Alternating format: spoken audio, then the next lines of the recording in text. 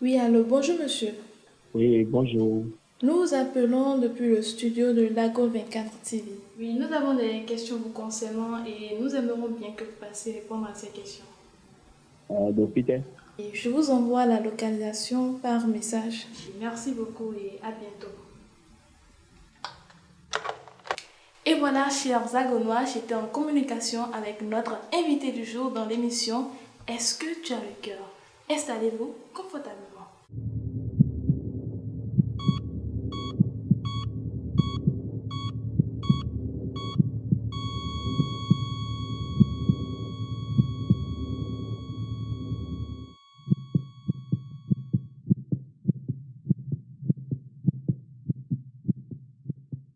Bonjour monsieur, S'il vous plaît, c'est qui? moi c'est Deborah Alima. Déborah.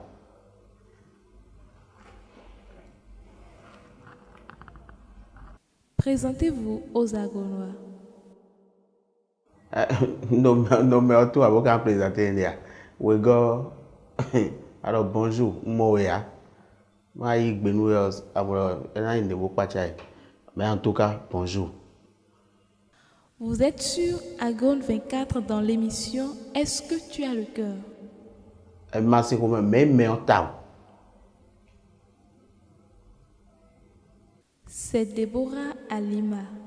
Alors, nous avons assez de voir les premiers años.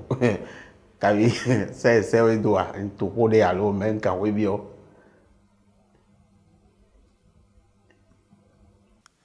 Vous êtes sur Agone 24 dans l'émission Est-ce que tu as le cœur? Présentez-vous aux Agonois.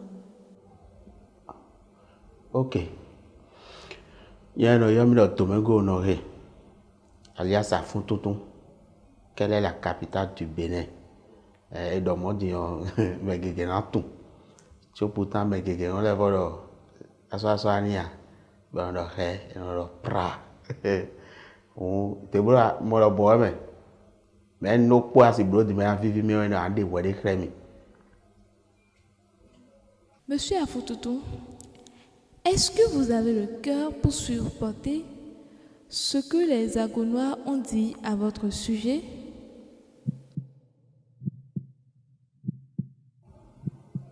Nous dit trop bien. Vous avez vraiment le cœur pour supporter? Bon, quand tu étais mes cambiers, j'ai tout cours de mes cambiers. Est-ce que vous êtes vraiment sûr de supporter? Et non, j'ai quand même besoin de ma govia. Je suis là, non. Et tu me dis, ma bonne terre. Ma nous dolina. Puisque vous êtes sûr de supporter, nous allons suivre la vidéo.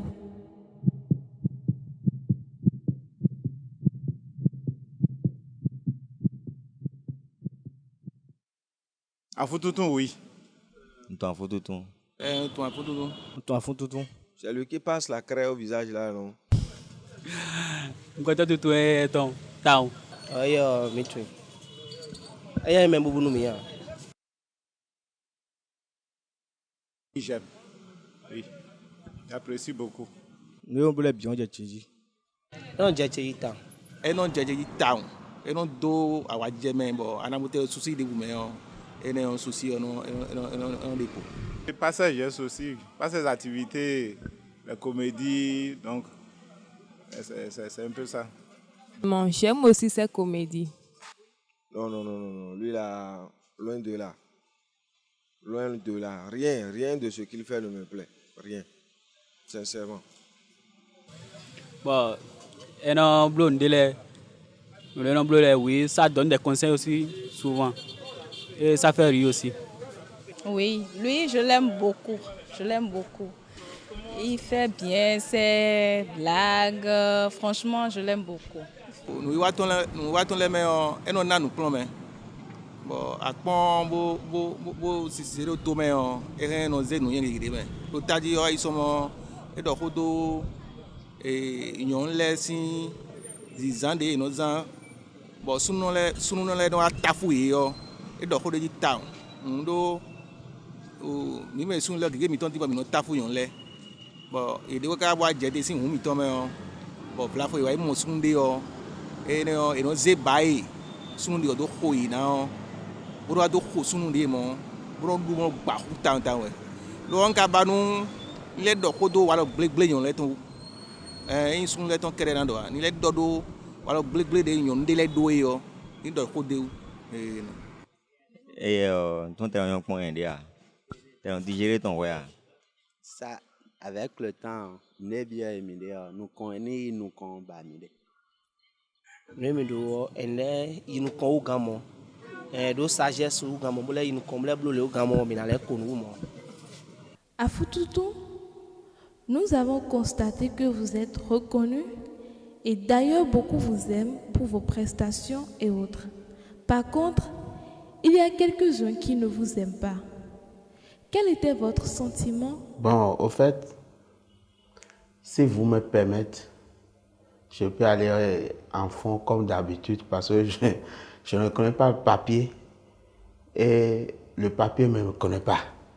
C'est vraiment on a beau me dire mais et ça m'étonne.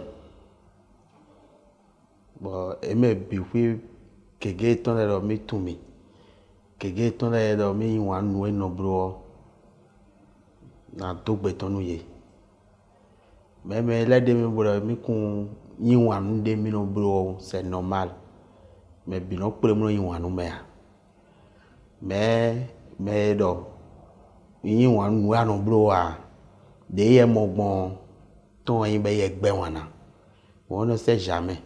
Peut-être que nous avons goûté de le alors nous avons nous comme mi na blolé peut-être que c'est à moi de ben nous comptons bon on a des egbe mi egbe yo et na voyi won mi wu kan melele on esi inde mna pacha be ka si inde mna venu mi a do ado me bi na yin wan we o akwin be fitia agaro me bi na gbe wan we mi on fine we an to hon de do parce que me bi wiro ko to yen yan do yo agbe wa lo wo ado mi kuna jairo nu kon nu me no le o mi kuna lo me no le na mo fight mi ton on ado na toga gbe me wo ka ko lo mo on prière de blo mi le yo yesu level prière blo nu ye bo nu kon yin na tinu ye eyi azo teme ya mo azo bo wa eyi si sa teme ya mo si sa bo santé wa ino bi agbaza iton na sin parce que après la santé ndebusodia la santé avant tout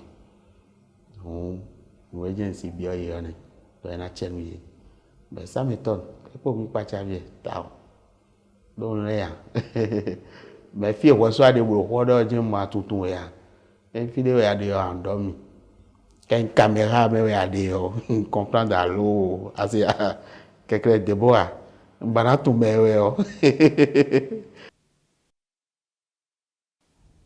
Donnez-nous votre mot de fin sur cette émission. Est-ce que tu as le cœur? Mauna komiropo do ndebu debo gouvernement doa on a compris que de medo bo be mission lo bo mission le suno yin est-ce que ado a compris pa mauna ena mi hon wo gamo ndo pe yin na bi o mi ma décourager o do mission lo din perdre egbon fo no mission de le e lo me omo ya bon nous hébreu de la vidéo caméra ko yen po kere we de kan dagbenati mi mo kwede mo mi ma mo kwede mo mi ma jo émission lo to pede o sinon mi jo do yen na hanu to mi je vous dis la vérité cette émission yen ko gbe diyan yen so na le wa o de ro ho sa fi obi wina chi présenter me nous 3 jours donc parce que doit complètement ma doit complètement c'est doto nous e dole ya ngolo to ji dai mna bo to me do nu me na do ko che gbigbe le nga mo re gege do ko che dagbe don tumbro ya be ele na mi ko wu gamo merci beaucoup que Dieu vous bénisse tout à l'heure